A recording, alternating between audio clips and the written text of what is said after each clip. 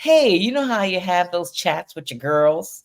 You sit around and you spank each other's brains, you share information, you fuel each other's souls. That's what I call the Ageless Chat Fest, and I love those.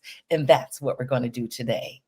Hi, I'm Marquita Curtis Haynes. I'm the CEO and the founder of the lifestyle brand Ageless Glamour Girls, where we celebrate, empower, and entertain women 50 plus as we all navigate this ageless aging journey. And we talk all things aging. The only thing off limits is politics. Duly noted. Welcome to another episode. We're launching season 4. Yay!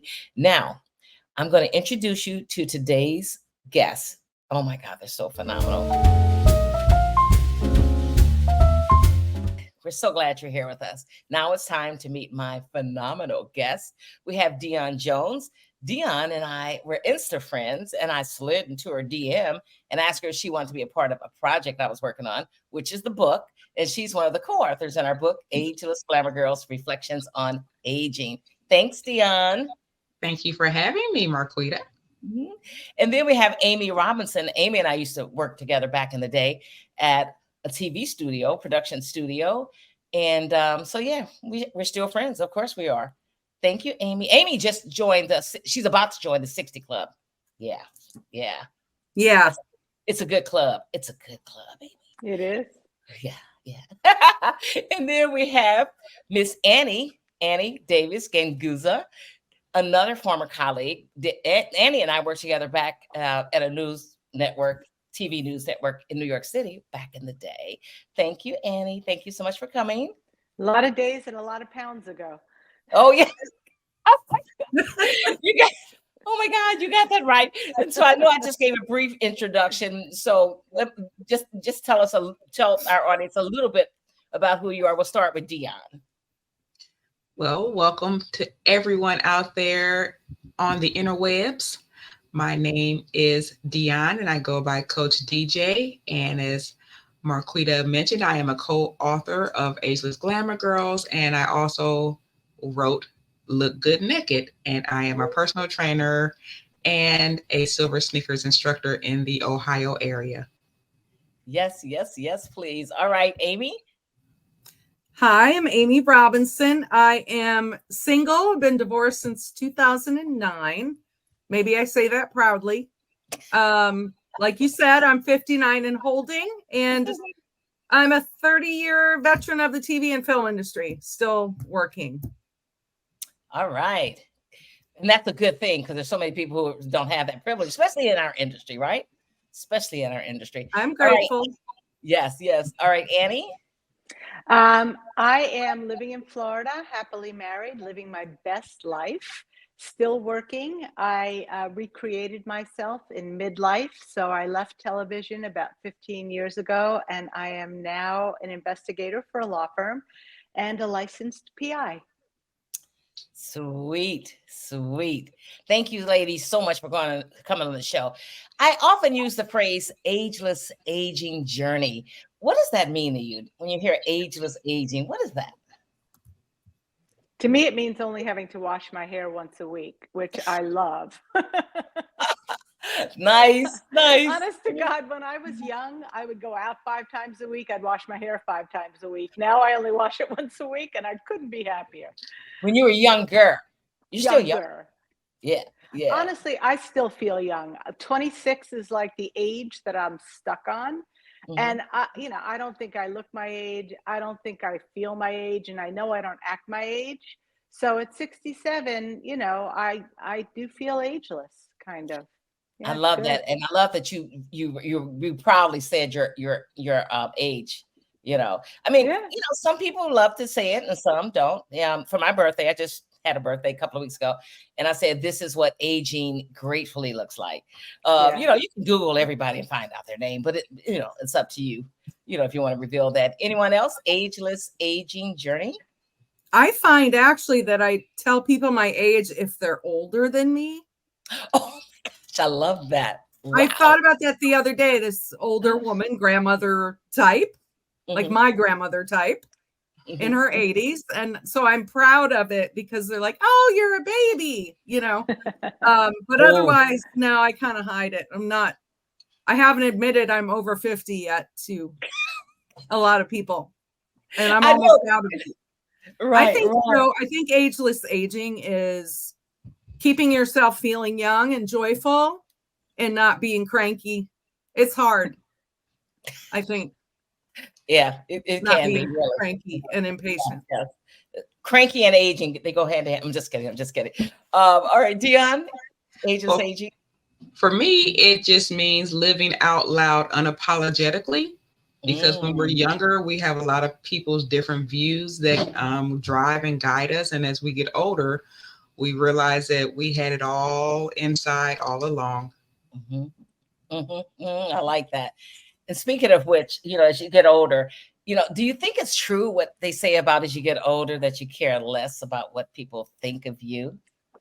Hell to the yes. Honest to God, I turned 50 and felt so empowered for the first time in my life to use the word no unapologetically. When I would say no before, first of all, I rarely said no because I was always a pleaser. But in my 50s, I started being able to say no, not no, because I didn't have to have an excuse. Just no, thank you, I'm good.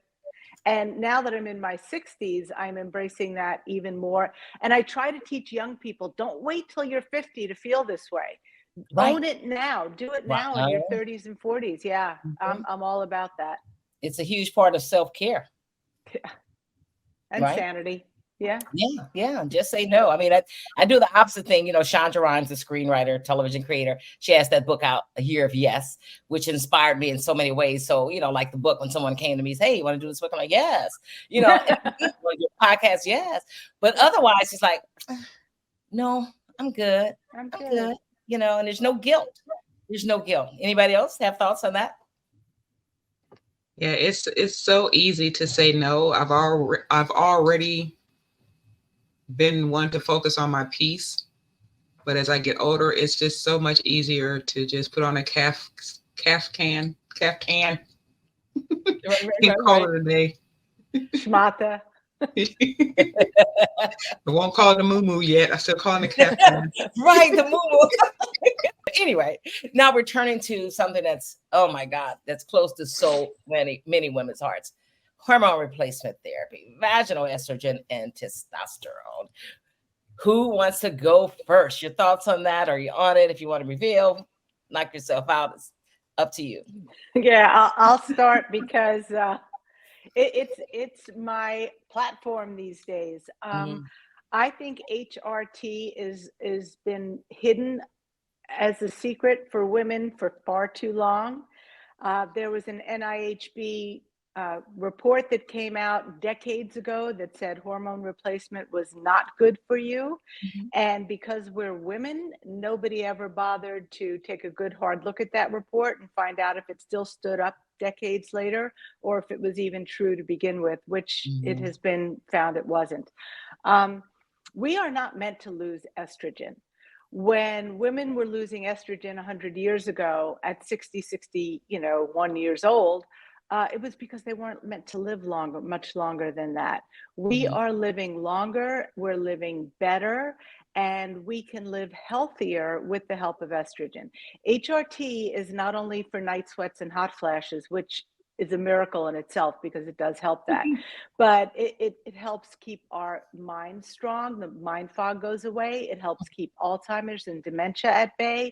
It helps keep our heart strong. It helps keep our bones strong. It helps keep our vaginas strong. And you just can't say enough about it. So I just really hope that people educate themselves as to what good hormone replacement can do. And vaginal estrogen, by the way, you use it to keep your vagina from drying up and rolling away, but it also staves off UTIs, and it keeps you healthier internally, and that does not get into your system. So if anybody's afraid, you don't have to worry about it getting into your system. It's just totally external. And testosterone, girls, if you want to keep your libido up, That's how men keep their libidos. It's with testosterone. So, I just wish people would educate themselves as to the new normal when it comes to HRT and, estrogen replacement therapy. Yeah, you mentioned something right there about breast cancer, because I was on HRT for a minute, and the midsection was going down, the hot flashes were going away, the brain fog was going. It was like, and then I moved to a different town. I switched doctors, and he looked at my chart. He says, "Wait a minute." He's like, "You're on HRT?" I'm like, "Yeah." He's like, "Well, your mother had breast cancer. Her sister passed of breast cancer at a younger age." He says, "I need to take you off of this. You shouldn't be on this." And so I got off of it. Yeah. And to your point, maybe that was back then. That was like, but that was only like 5 years ago. So, doctors don't get educated about menopause. Doctors get 1 month, even OBGYNs get 1 month of training in their 4 years of med school and 4 years of internship residency. 1 month on menopause. They don't know. They really don't know any better. They need to educate themselves too, honestly. Amy, I know that's close to your heart, HRT. Go ahead, Well, Amy. I mean, just in general, the medical information, right? So I do a medical TV show. I'm interviewing doctors all the time, from young ones to older ones. I had an older gentleman tell me once that, well, yeah, all these adverse symptoms of menopause are normal because you're going through withdrawal for the rest of your life. Like, so that was his 30 days, right? So I'll tell you why it happens, but I won't tell you what to make it better. Yeah. So it's being normal, educated, but it's not necessary. Yeah. Right. And then you talk about that balance of testosterone. And I just heard a guy said, we're all hormonal. Besides the sugar, it's hormonal. To your point, Marquita, your stomach was going down. Estrogen likes to eat fat. So if you don't have any estrogen, your fat just stays there. If you look at a lot of breastfeeding moms, they're skinny. Right? That's true. A lot of women would be like, make sure you breastfeed so you lose that weight. I mean, it's like all those adages are coming true. But I think the one point you made about the breast cancer is now they know, and even 5 years ago, they know there's certain breast cancers that are motivated by estrogen, right? Not all of them, right? So again, find another doctor, but it's about you being an educated patient. And I think Annie's right about that. Like, start reading. The information's out there. Estrogen protects your heart. Oh, but don't take it because you'll have a heart attack. Right. As we have to advocate for reward. What'd you say? Oh, risk versus reward. Yeah. You just have to educate yourself. There's been an explosion of female gynecologists who have come out and said, we're MDs. We went through school. We only got 30 days worth of training during our entire schooling and residency and internship and fellowship, if there was one, specifically on menopause. So the doctors know as much as most women know, which is virtually nothing. The other important number that I neglected to say is that you need to go on HRT within 10 years of going into menopause. So it's really important for women to learn early, before they go into perimenopause and menopause, that you need to get on HRT within that 10-year window. Okay. So, and because you'll need to come off of it, right? No, you can stay on it the rest of your life once you're on it. Really? You just have to start it within 10 years. You talked about risk and reward, Amy. There are more risks if you wait till after that 10-year period of starting estrogen therapy. But if you start it within 10 years, that risk goes away. Okay, because I read where on average you want no more than 5 years. Old thinking. Well, right. So then you had what was it? Premarin. My mom was on that, and they took her off in 5 years because there was all that heart attack risk. So we only know what we've studied, and now they're studying more. We have more data now. So we are the test subjects. Any thoughts? You want to chime in, Dion? Dion, this anything? is not my wheelhouse yet. Okay. I'm still getting by with my CBD and my horny goat weed, so that helps me for now. But I am going to research. Yeah, what's up with that horny goat weed? Yeah, what's that? Yeah, horny goat weed is an herb, and it helps with libido. Oh, let me write that down. hence Horny the name. goat. Yeah, it's called horny goat weed. Oh my gosh. But Dion, do research it because it's good for your head, it's good for your heart, it's good for your bones. You know, it's good for your vajayjay. So it's important. JJ. Yeah, Okay. I am going to research. I was just listening and taking notes. It's Good. not just men that have shrinkage. Yeah. That's all I'm going to say. No, I know atrophy happens, and yes, It can also be a sign of heart disease. Think about that. Ask Dr. Brianna to toss to another show, Marquita. Okay, Dr. Brianna is someone. Amy mentioned this. Amy turned me on to Dr. Brianna. We call her the vagina whisperer. She's coming up on the next podcast. As a matter of fact, we're going to be talking about urinary incontinence, and then after that, we're going to talk about the vajayjay and all of that. And Yeah, she's a Eurogyne. So to your point, Andy, there's a lot of women Eurogynes now because it is such a female focused. It's not just about prostate cancer. Right. Yeah, because women have finally been noticed. Just have a few more questions, ladies. As you may or may not know, the aging population is just huge, and it's getting bigger every year. I think starting last year or this year, a record number of women, people, I should say, are turning 65. There's going to be shortages of nursing homes, all of that, caregivers, period. And then people who, everybody wants to, age in place, age at home, but that's so expensive. That's beginning to becoming out of reach for a lot of people. And so that's just one of the problems that we're facing as we get older. And so what can society do to give us more love? If I may just chime in real quick while you set up that problem. I interviewed another doctor, and he said, it was about 5 years ago, he said there's a tsunami of neurodegeneration coming, meaning he said that there's people that are going to live 80, 81, 82, 83, but many of them won't know they're that old, in other words. Right? So we're all getting older, living longer. And women are living older than men. Our brains aren't keeping up.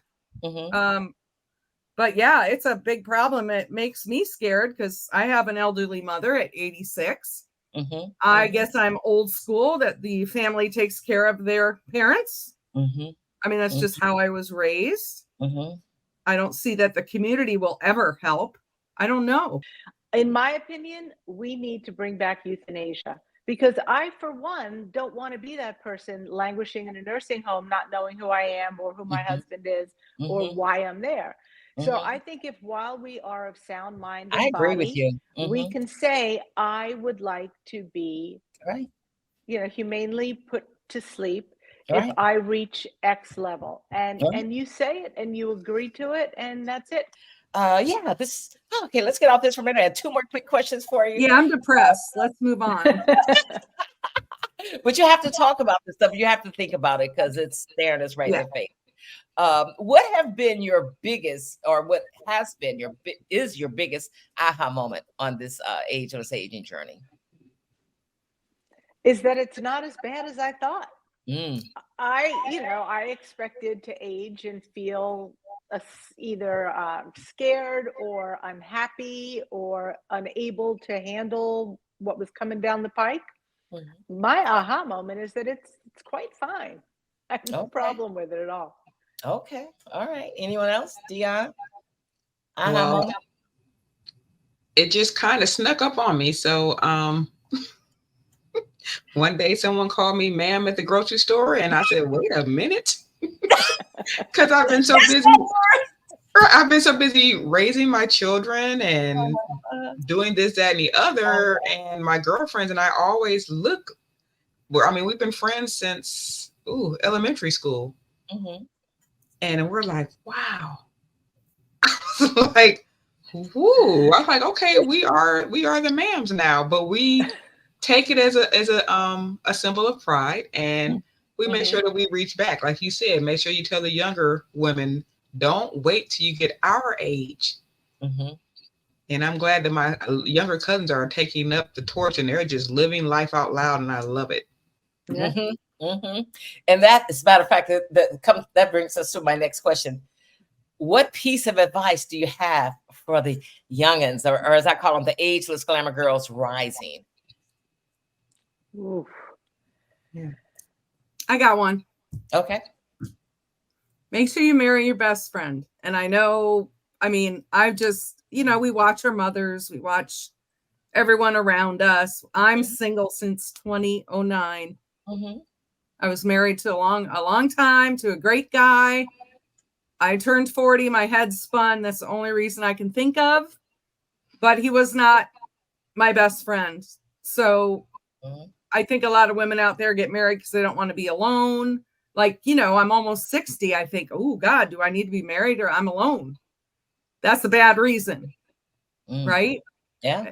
And I think relationships are hard, but in my opinion, what I've learned is they should be a little bit easy.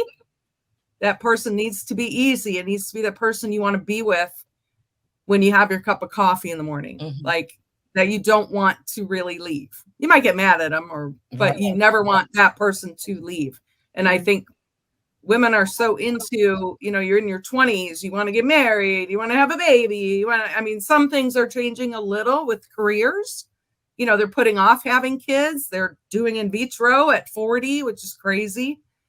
But I think and talk to your younger self, right? If I could have talked to my younger self, but that's part of aging, right? You look back and all these lessons you've learned. Oh, but I even see it in my mother, who's on marriage number 3.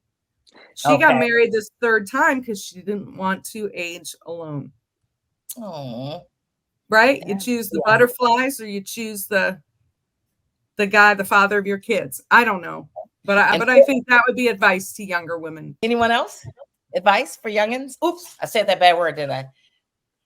At one of my jobs, someone filed a complaint against me because I referred to the young people as youngins. It's a term of endearment. People stop being so sensitive about everything. That's my advice. Oh my goodness.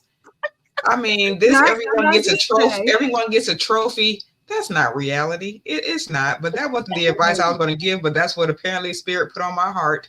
Right. But no, you're so and right. You get a trophy. And you get a trophy. And you get a trophy. It doesn't work like that. A good Polish joke.